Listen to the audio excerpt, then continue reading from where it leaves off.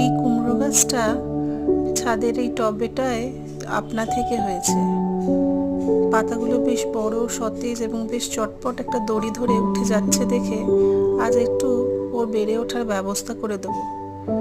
বেশ কয়েকটা পর্দার রড ছিল বাড়িতে, তাই দিয়ে আর সুতো দিয়ে বেঁধে এইরকম একটা ব্যবস্থা করে দিয়েছি আপাতত, যেরকমভাবে বেড়ে উঠতে পারে।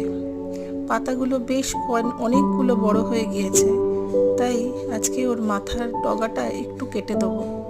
তার ফলে কি হবে, এরপর থেকে যে ব্রাঞ্চেসগুলো বেরোবে সেটাতে ফিমেল ফ্লাওয়ার্স আসতে শুরু করবে।